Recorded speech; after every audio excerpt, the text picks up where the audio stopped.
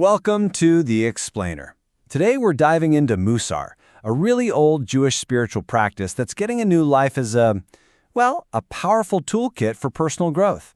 So if you're looking for a practical, really meaningful way to work on yourself, you are in exactly the right place. Okay, let's just start with a question that, let's be honest, we all ask ourselves.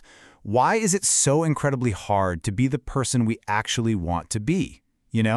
We have our values, our big goals, but then we also have these blind spots, these habits that just keep tripping us up over and over. There's this fantastic quote from a modern Mussar teacher, Alan Mornis, that just nails this feeling perfectly.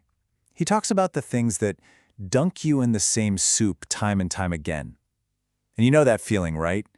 That feeling of being stuck, just repeating the same old patterns in your relationships or at work, even when you know they're not working for you. So how do we get out of the soup? Well, that's exactly where Mussar comes in. It's not some quick fix, believe me.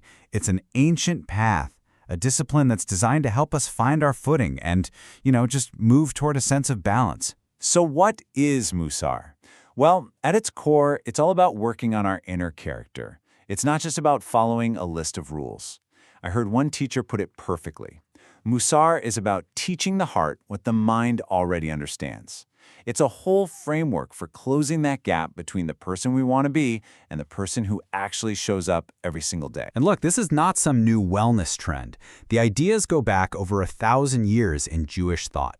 But it was really founded as a movement in the 1800s in Lithuania by Rabbi Yisrael Salanter. He saw it as a response to the spiritual and social challenges of his time. And now it's having this huge revival because people are looking for its timeless wisdom to help with the challenges of our time. And that leads us to this really fascinating idea in Mussar, the concept of a personal spiritual curriculum. What if the challenges in our lives, the things that keep dunking us in that soup, what if they aren't just random? What if they're actually our homework? This curriculum is built around what Mussar calls middat, which are basically our soul traits.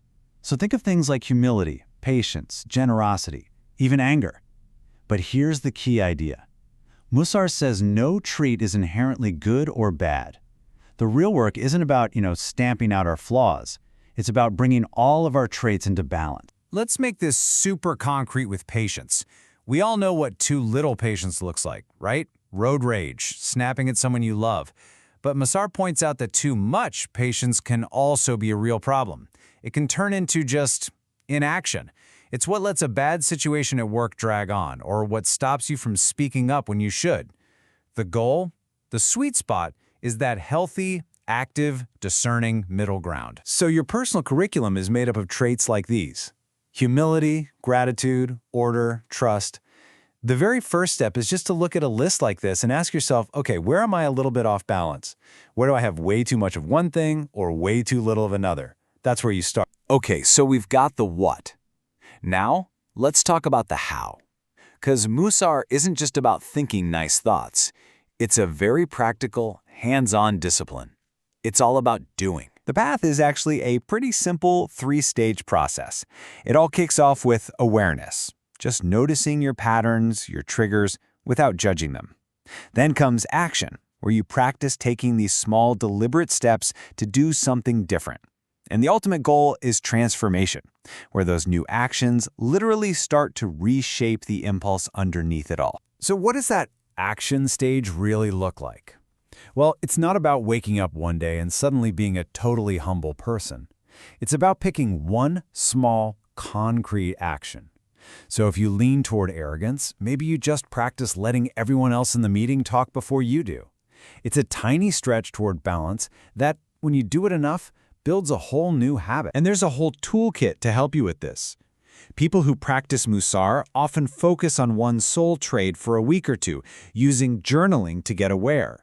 They set these small, actionable goals for themselves. And, this is so important, they often do this work in a small group, because that community gives you accountability and a perspective you just can't get on your own. This blend of really deep wisdom and very practical application, Well, that's exactly why Mussar is having such a huge moment right now, way outside the traditional schools in Lithuania, where it all started. So while the traditional practice was very rooted in Orthodox Jewish communities, the modern revival has really opened it up for a 21st century audience.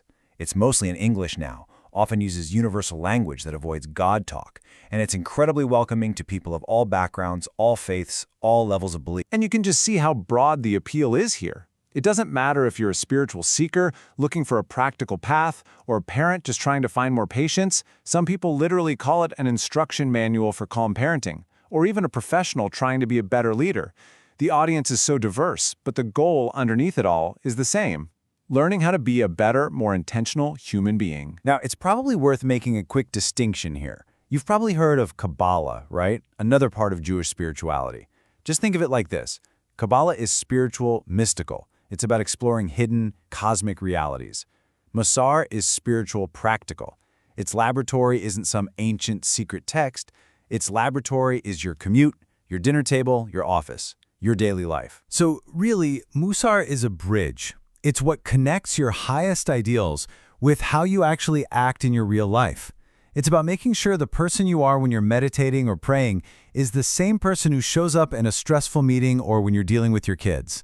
It's about making your inner life and your outer life one whole thing. And that brings us right to our final thought. Mussar's big idea is that your life's greatest challenges, they aren't random obstacles. They are your unique curriculum for growth. So I'll just leave you with this question. If you had to name 1 or 2 soul traits that are on your curriculum right now, what would they be? Thanks for joining us for The Explainer.